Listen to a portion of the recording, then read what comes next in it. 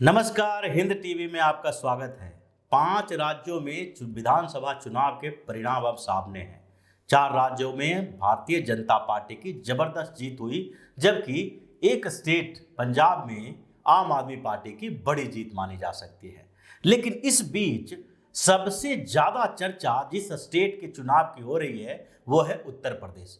उत्तर प्रदेश विधानसभा का चुनाव इतना अहम इसलिए था क्योंकि यहां पर Bharatiya Janata party versus all की स्थिति हो गई थी।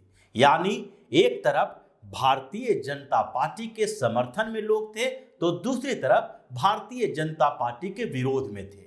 ये चुनाव के आंकड़े बताते हैं और जो परिणाम आया है उसके बाद भी ये पता चलता है कि ये चुनाव भाजपा को केंद्र में रखकर लड़ा जा रहा था, क्योंकि दूसरी सारी पार्टियां जिसके समर्थक विरोधी हो सकते हैं, लेकिन उनके समर्थक अगर उनके कारण उनको वोट दिए होते तो चुनाव का परिणाम बिखरा हुआ होता, इस तरह का नहीं होता। लेकिन जो परिणाम सामने आया है उसमें एकदम उत्तर प्रदेश में भारतीय जनता पार्टी और समाजवादी पार्टी के बीच टकराव देखने को मिला। यानी दूसरी पार्टियां जो चुनाव लड़ रही थी इतनी भी कमजोर नहीं थी कि उन पार्टियों को अचानक से 403 विधानसभा सीटों वाले स्टेट में 1 से 2 सीटें मिली। अगर उत्तर प्रदेश के चुनावी राजनीति के इतिहास को देखेंगे तो अभी तक इतनी बुरी स्थिति मायावती की नहीं हुई थी और न ही कांग्रेस की हुई थी। हर चुनाव में कुछ न कुछ सीटें इन दोनों पार्टियों के खातों में आती थी, जिससे सम्मानजनक हार कहा जाता था। लेकिन इस बार स्थिति बिल्कुल ही उलट रही है। यानी कांग्रेस केवल 2 सीटें और बसपा को केवल 1 सीट मिली है। यह दुर्गति होने का मतलब है कि पूरा चुनाव का केंद्र जो था वो भारतीय जनता पार्टी था। भारतीय जनता पार्टी के साथ या भारतीय जनता पार्टी के खिलाफ। और यही कारण है कि अखिलेश यादव को जो वोट मिले हैं उसमें सिर्फ समाजवादी पार्टी के समर्थक नहीं हैं, बल्कि वो लोग हैं जो भारतीय जनता पार्टी के विरोध में वोट डालना चाहते हैं, जो भारतीय जनता पार्टी के कट्टर विरोधी हैं। जिन लोगों ने भाजपा का विरोध किया वो कांग्रेस की तरफ नहीं गए, बसपा की तरफ नहीं गए, बल्कि केवल सपा की तरफ गए। और इसलिए अखिलेश यादव को पिछले चुनाव की अपेक्षा इस बार के चुनाव में ज्यादा सीटें मिली। पिछली बार जहां 49 सीट पर सपा की जीत हुई थी, इस बार 100 का आंकड़ा सपा ने पार किया और समाजवादी पार्टी के पूरे गठबंधन को 124 सीटें मिली, जबकि भारतीय जनता पार्टी को थोड़ी सीटें कम मिली और 274 सीट पर भाजपा के सहयोगी पार्टियों के साथ जीत दर्ज की।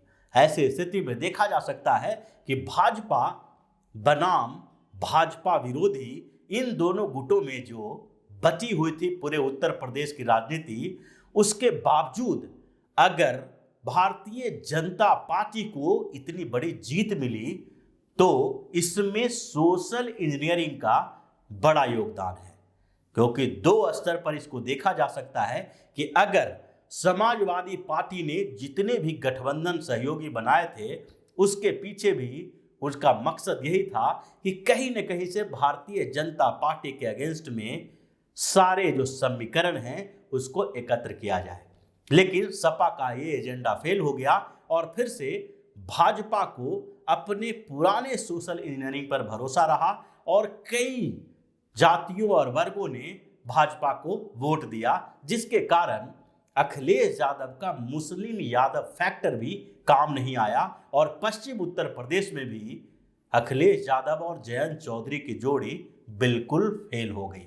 पूर्वांचल को भी देखें तो वहां पर भी कुछ ऐसी स्थिति रही और स्वामी प्रसाद मौर्य को सपा में लाने से कोई फायदा समाजवादी पार्टी को नहीं हुआ और न ही राजभर और महान दल जैसे पार्टियों ने भी कोई सपा को फायदा पहुंचाया।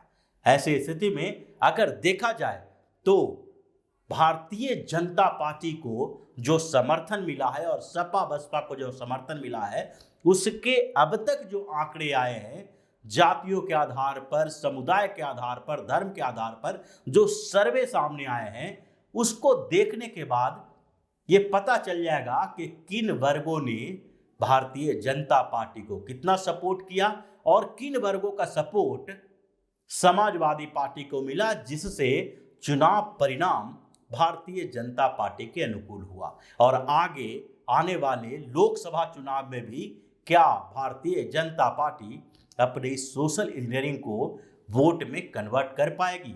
अगर आंकड़ों की बात करें तो भारतीय जनता पार्टी को ब्राह्मणों का, ठाकुरों का सबसे ज्यादा समर्थन मिला। इन दोनों वर्गों के अलावा यादव और नन यादव ओबीसी वर्गों के बीच देख सकते हैं, जिसमें भी भाजपा ने अपनी स्थिति के अनुसार ठीक ठाक प्रदर्शन किया।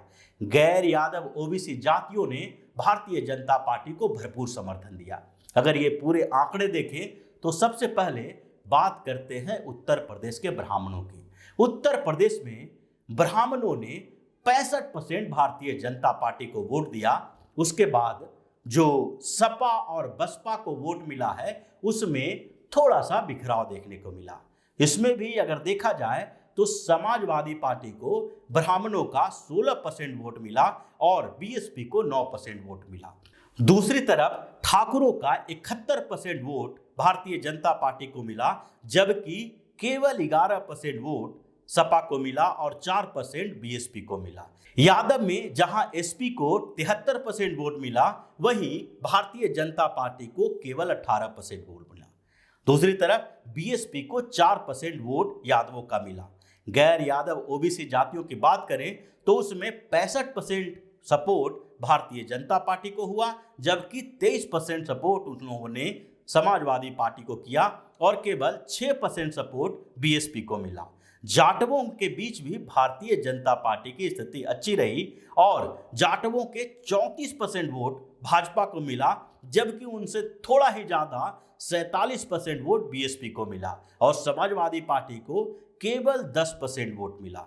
गैर जाटव दलित जातियों में भारतीय जनता पार्टी की स्थिति बसपा से भी अच्छी रही और जहां भारतीय जनता पार्टी को 45% गैर जाटव दलितों का वोट मिला है, वहीं सपा को 15% और बसपा को 28% वोट मिला है। लेकिन अगर मुसलमानों की बात करें तो वो वोट एक तरफा गया है, यानी कि मुस्लिमों ने 76% समर्थन समाजवादी पार्टी को दिया, जबकि भारतीय जनता पार्टी को 8% और बसपा को 7% वोट मिला। यानी अगर मुस्लिमों के समर्थन की बात भी करें तो यहां पर बसपा और भारतीय जनता पार्टी के बीच की तुलना की जा सकती है। बसपा जहां 90 से ज्यादा मुस्लिम कैंडिडेट मैदान में उतारा, वहां पर उसे केवल 7% मुस्लिमों का समर्थन मिला, जबकि भारतीय जनता पार्टी के पूरे गठबंधन से एक मुस्लिम कैंडिडेट उतारा गया, फिर भी मुसलमानों ने 8% वोट भारतीय जनता पार्टी को दिया। जबकि भारतीय जनता पार्टी के खिलाफ चुनाव लड़ रही समाजवादी पार्टी को 73% मुसलमानों ने वोट दिया। यानी कि भरपूर रूप से देखा जाए तो मुस्लिम और यादव दोनों ने समाजवादी पार्टी को खुलकर समर्थन किया, जबकि दूसरे वर्गों के बीच समाजवादी पार्टी का आधार थोड़ा थोड़ा ही रहा। और इसलिए जो अखिलेश यादव गैर यादव ओबीसी जातियों को अपने साथ लाने के लिए स्वामी प्रसाद मौर्य, दारा सिंह चौहान जैसे नेताओं को अपने साथ लाए, यहां तक कि जयंत चौधरी के साथ गठबंधन किया, राजभर की पार्टी के साथ गठबंधन किया, महान दल के साथ गठबंधन किया, उसको सिर्फ और सिर्फ 23% वोट गैर यादव ओबीसी जातियों का मिला है।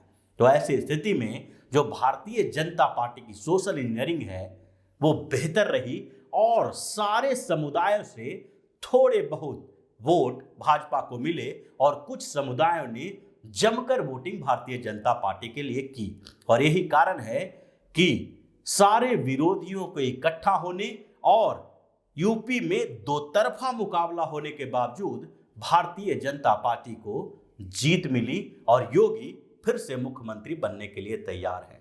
तो इसी तरह की खबरों के साथ फिर से हाजिर होंगे। तब तक के लिए बने रहिए हमारे साथ और देते रहिए हमें सहयोग, ताकि इसी तरह की खबर हम आपके लिए लाते रहें। धन्यवाद। अगर आपको हमारा वीडियो पसंद आया हो तो इसे लाइक करें, इस चैनल को सब्सक्राइब करें और हाँ, बेल आइकन भी दबाएं ताकि आप तक हमारे वीडियो के नोटिफिकेशन पहुंचते रहें। हमसे जुड़े रहने के लिए अपने सुझाव हमें कमेंट बॉक्स में देते रहें। हमें आपके सुझाव का इंतजार रहेगा। हमारे साथ जुड़ने के लिए धन्यवाद।